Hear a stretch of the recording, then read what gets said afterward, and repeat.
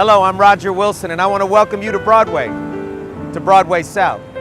I'm standing on Canal Street in New Orleans, Louisiana, and I want to show you something. Within a few steps of me in every direction are some of the most beautiful theaters in the country. Historical landmarks like the Sanger Theater, built in the early 1900s. Directly across the street, the Lowe State Palace Theater, one of the great venues from the era of vaudeville.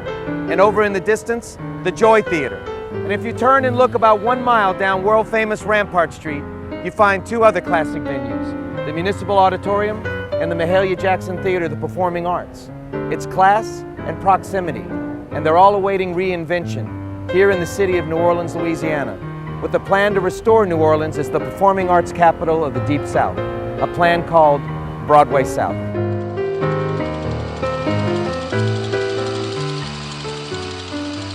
One of the more promising stories to emerge from the aftermath of Katrina is Broadway South.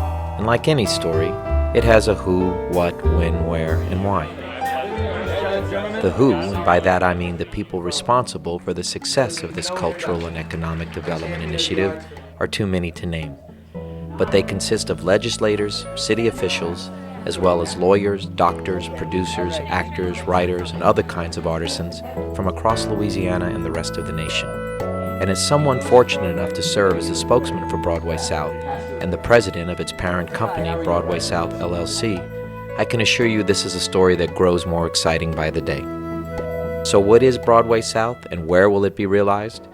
It's a tax credit initiative supported by a new state law that offers the producers of live entertainment a direct financial incentive in the form of refundable tax credits to initiate their productions in Louisiana, and in particular, in the city of New Orleans. The end result will be to make Louisiana, with New Orleans as its main attraction, the premier live entertainment capital of the Deep South. One reason this is likely to happen is that 5 years ago the state passed a similar initiative for the film industry, and as a result, Louisiana went from annual filmmaking revenues of $20 million to over $600 million in that same period of time. You give me the hammer and I'll do it! And now ranks as the third most popular state in the country to make movies, after Hollywood and New York. The goal of getting the Broadway South initiative off the ground required a series of accomplishments, each clearing the way for eventual endorsements from leaders across the state and those within the live entertainment industry as well. Believe me, this was no small feat. And the legislative success of Broadway South, from idea to a state law, speaks not only of the effort from the many people previously mentioned, but also of the unifying force of culture itself, and in this instance, of its ability to serve as a force of economic development for an entire state and region of the country. On July 20th, 2007, Governor Kathleen Blanco signed Act 482 into law, making Louisiana the first state in the nation to offer tax credits to the world of live entertainment.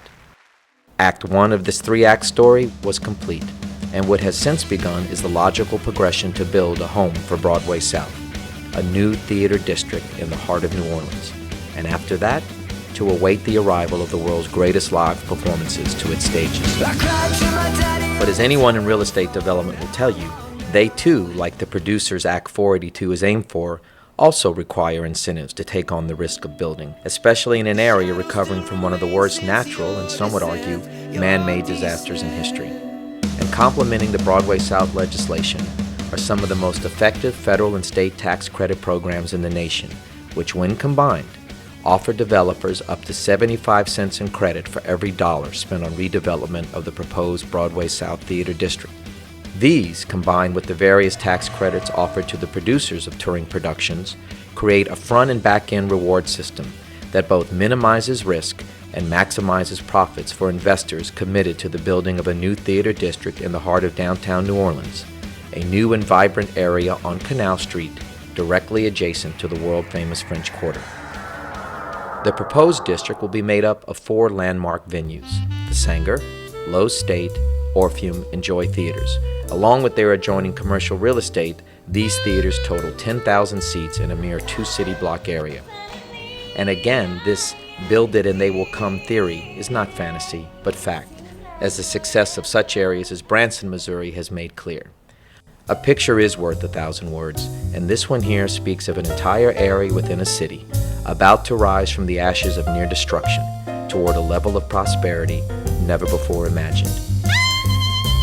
Not far into the future, audiences will descend upon New Orleans and its new theater district and find a breadth and quality of entertainment rivaled only by New York City and Las Vegas.